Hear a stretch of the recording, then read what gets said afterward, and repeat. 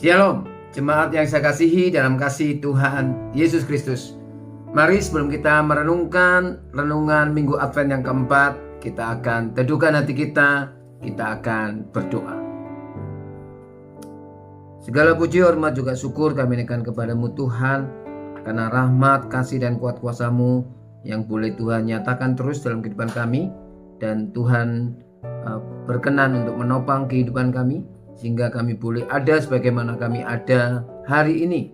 Kami boleh menikmati kebaikan dan penyertaan Tuhan yang luar biasa dan kasih Tuhan Yesus Kristus yang begitu nyata. Dan sebentar kami akan merenungkan kebenaran firman Tuhan di Minggu Advent yang keempat ini. Kiranya Roh Kudus akan menolong kami untuk boleh memahami kebenaran firman-Mu dan boleh menjadi pelaku-pelaku kebenaran firman Tuhan yang taat. Berfirmanlah dengan segenap kasih dan kuat kuasa-Mu, dan mampukan kami untuk mendengar dan melakukan kebenaran itu. Di dalam nama Tuhan kami Yesus Kristus, Sang Sumber kebenaran, kami berdoa dan selalu mengucap syukur. Haleluya. Amin. Jemaat yang terkasih dalam kasih Tuhan Yesus Kristus, sampailah kita akhirnya di Minggu Advent yang keempat. Karena setelah Minggu Advent yang keempat, bersama-sama dengan gereja di muka bumi ini, kita akan merayakan Natal. Besok hari Rabu tanggal 25 Desember. Kita selama minggu-minggu Advent ini sudah merenungkan betapa kasihnya Allah kepada kita. Bagaimana kita bisa merasakan hadirnya Allah dan Tuhan Yesus Kristus yang bisa mengubahkan, memulihkan, bahkan menjadikan kehidupan kita menjadi kehidupan yang diperkenan oleh Tuhan. Hanya oleh kasih karunia dan karya penebusan Tuhan Yesus Kristuslah kita boleh diselamatkan dan mempunyai jaminan kehidupan yang kekal. Saudara yang terkasih dalam kasih Tuhan Yesus Kristus, mari di Minggu Advent yang keempat ini kita merenungkan apa sih sejatinya yang membuat hidup kita ini berarti. Kalau pertanyaan ini diajukan kepada saudara-saudara sekalian, apa yang membuat hidupmu berarti?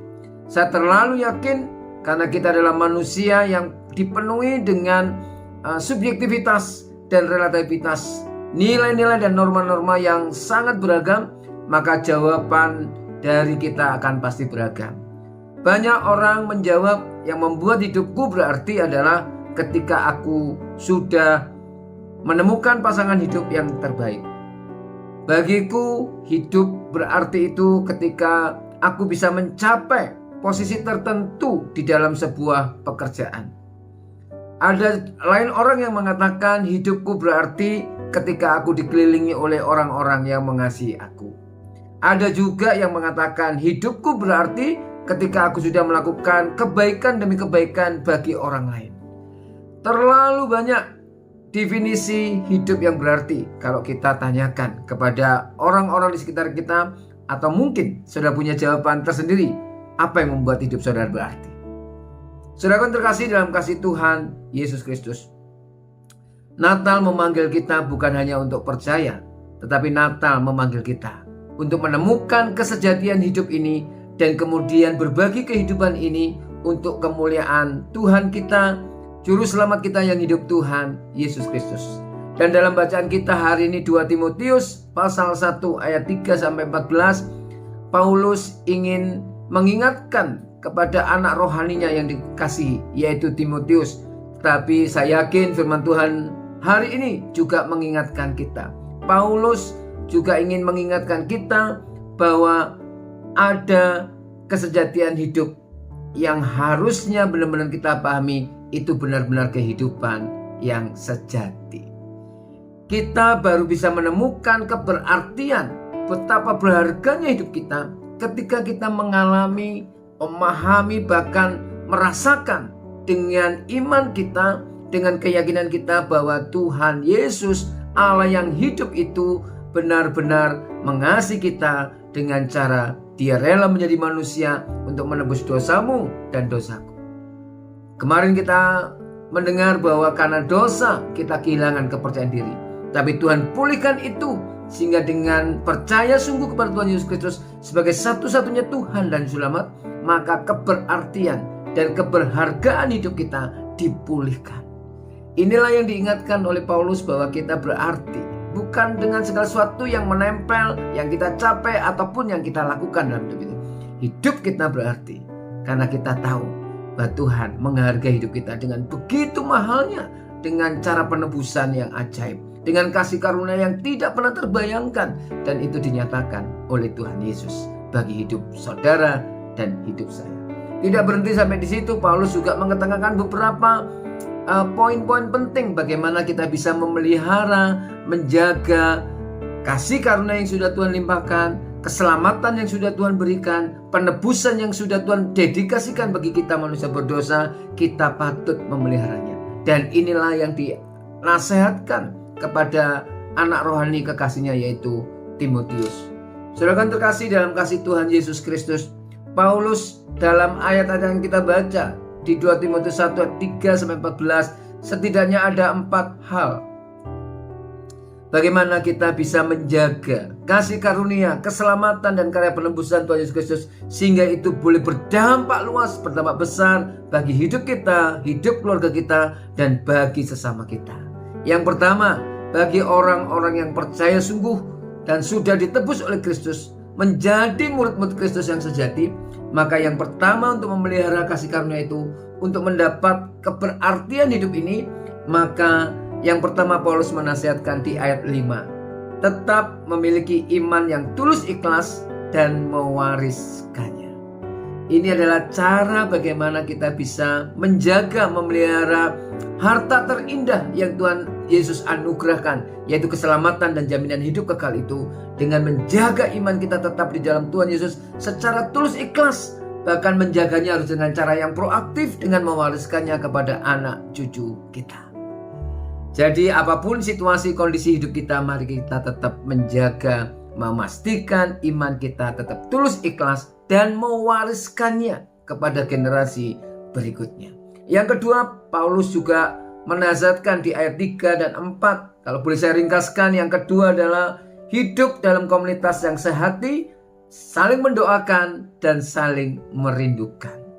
Saudara bayangin kalau kita sudah ditebus, kemudian menjadi murid Kristus sejati, kita hidup dalam komunitas yang sehat, komunitas yang selalu mendukung, komunitas yang positif sikap-sikapnya, selalu support, selalu memberikan motivasi untuk hidup yang lebih baik dan lebih benar. Betapa bahagianya hidup ini. Jadi yang kedua, milikilah komunitas yang sehat, komunitas yang sehati, di mana di dalam komunitas itu ada orang-orang yang mendoakan dan kita juga mendoakan mereka. Ada orang-orang yang merindukan kehadiran kita dan kita juga merindukan kehadiran mereka. Betapa indahnya kalau ini terjadi di gereja kita masing-masing, dan khususnya bagi jemaat GKMI Karunia, betapa indahnya kalau keluarga besar GKMI Karunia menjadi komunitas yang sehati, saling mendoakan dan saling merindukan. Adakah itu terjadi di dalam hidup kita? Saudara yang bisa jawab. Yang ketiga, Paulus juga menasihatkan di ayat yang ke-6 untuk menjaga hadiah terindah, keselamatan dari Tuhan Yesus dan jaminan hidup kekal, maka kita perlu mengobarkan kasih karunia itu. Di ayat 6 Paulus mengatakan, kobarkanlah karunia itu. Jadi kasih karunia bukan hanya kita diamkan dalam diri kita, tetapi karunia dari Yesus Kristus ini harus kita kobarkan. Melayani keluarga kita, melayani gereja Tuhan, melayani orang-orang yang Tuhan percayakan di sekitar kita. Dengan mengobarkan kasih karunia, kita akan dituntun untuk menjadi pribadi yang peduli, yang tidak apatis, yang tidak skeptis, yang tidak cuek dan tidak egois. Mengobarkan karunia itu ada progres kehidupan yang bergairah, yang selalu ingin berbagi banyak hal kebaikan, keindahan yang kita terima dari Allah kita di dalam Tuhan Yesus Kristus. Itu adalah cara untuk kita bisa mengobarkan karunia. Yang keempat dan yang terakhir adalah mari untuk menjaga kasih karunia Tuhan Yesus Kristus, hadiah terindah di hari Natal ini, jaminan kehidupan kekal, keselamatan dan penebusan ajaib dari Tuhan Yesus Kristus yang memungkinkan kita menjadi anak kekasih Allah kembali. Yang keempat adalah menjadi saksi Kristus lewat verbal kita, lewat perkataan kita, dan lewat kesaksian sikap hidup kita. Kita harus mewartakan Injil Kristus dengan cara menceritakan kebaikan Tuhan, menceritakan keajaiban kasih Tuhan, tetapi juga dengan sikap-sikap berbagi kita, dengan kemurahan hati kita. Maka dengan begitu, harta yang terindah itu akan terjaga. Sehingga kalau itu kita lakukan, maka saya yakin saudara akan merasa hidup ini berarti. Bukan hanya berarti karena Tuhan Yesus sudah mengangkat kita dari belenggu dosa dan menjadikan kita anak kekasihnya, tapi Tuhan juga akan melihat betapa berartinya hidup kita, karena kita boleh merespon kebaikan Tuhan, kasih karunia Tuhan Yesus Kristus yang nyata itu, dengan membagi hidup kita menjadi keajaiban bagi banyak orang, menjadi jalan keluar bagi banyak orang, menjadi semangat tersendiri bagi banyak orang. Dan kita juga boleh menjadi berkat lewat tutur kata kita, lewat sikap hidup kita, lewat cara kita memperlakukan orang lain, cara kita berpikir, cara kita menyelesaikan masalah. Benar-benar kita menjadi berkat. Begitu yang bisa saya sampaikan untuk menutup rangkaian Minggu Advent, dan kita sampai di Advent yang keempat. Ada pertanyaan reflektif yang perlu kita jawab bersama. Apa yang membuat hidup saudara berarti? Apa yang mesti kita kerjakan untuk menjaga hadiah spesial, kado terindah, keselamatan, penebusan, dan jaminan hidup kekal dari Tuhan Yesus Kristus? Apa yang menjadi respon terbaik kita? Yang ketiga, sudahkah saudara menjadi saksi Kristus dimanapun saudara berada? Selamat menikmati berkat di Minggu Advent yang keempat ini, dan selamat menyambut Natal 2024. Tuhan Yesus memberkati, dan mari kita berdoa. Terima kasih Tuhan, Tuhan sudah menolong kami menikmati keajaiban kasih Kristus dalam hidup kami. Tetapi hari ini Tuhan juga mengingatkan dan menyadarkan kami supaya kami juga boleh menjadi keajaiban bagi orang lain. Dengan memuliakan nama Tuhan lewat tutur kata kami dan tingkah pola kami boleh hadir di tengah-tengah komunitas yang Tuhan percayakan. Di gereja kami boleh menjadi berkat. Di keluarga kami boleh menjadi berkat. Di tempat pekerjaan kami boleh menjadi berkat. Di komunitas hobi kami boleh menjadi berkat. Dimanapun kami berada, kami boleh berbagi kehidupan dengan orang-orang yang Tuhan izinkan ada di sekitar kami. Terima kasih Tuhan, Tuhan sudah menolong kami dan mengasihi kami dengan kasih-Mu yang ajaib.